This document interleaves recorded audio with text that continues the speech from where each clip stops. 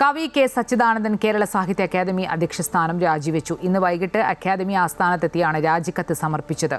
സച്ചിദാനന്ദനൊപ്പം academy vice president Ashokan ചെരുവിലും സ്ഥാനമൊഴിഞ്ഞു.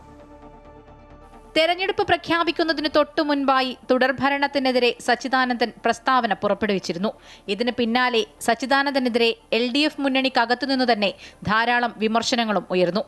LDF നേതൃത്വം സച്ചിദാനന്ദനുമായി സമവായ ചർച്ച നടത്തിയിരുന്നു. എന്നാൽ തെരഞ്ഞെടുപ്പിന് ശേഷം ഭരണമാറ്റം ഉറപ്പായപ്പോൾ അദ്ദേഹം തന്റെ രാജി സൂചിപ്പിച്ചുള്ള ഫേസ്ബുക്ക് കുറിപ്പ് പങ്കുവയ്ക്കുകയായിരുന്നു. ഇടതുപക്ഷത്തെ മനുഷ്യർ തന്നെയാണ് ഇത് ഇടതുപക്ഷമല്ലാതായി എന്നറിഞ്ഞ് ആ മുന്നണിക്കെതിരെ വോട്ട് ചെയ്തത്. അത് സത്യസന്ധരായ നേതാക്കൾ സമ്മതിച്ചിട്ടും രണ്ടു വലതുപക്ഷ കക്ഷികൾ തമ്മിലായിരുന്നു മത്സരമെന്ന് എല്ലാ ശരിയായ ഇടതുപക്ഷക്കാരും തിരിച്ചറിഞ്ഞു.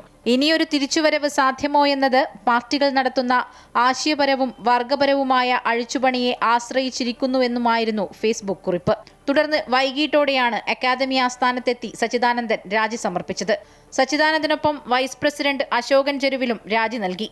പ്രസിഡന്റ് സ്ഥാനം താൻ രാജിവെക്കുകയാണെന്നും ഭരണ തുടർച്ചയെ സംബന്ധിച്ച കാര്യങ്ങളിൽ ഇനിയൊന്നും പറയാനില്ലെന്നും 10 വർഷം കഴിഞ്ഞാൽ കോൺഗ്രസിനും ഇതുപോലെ പോകേണ്ടി വരുമെന്നും സച്ചിദാനന്ദൻ പറഞ്ഞു.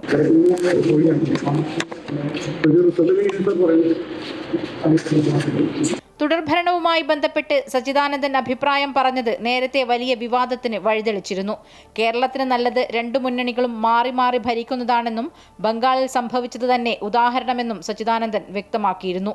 അമൃത ന്യൂസ്, തൃശൂർ.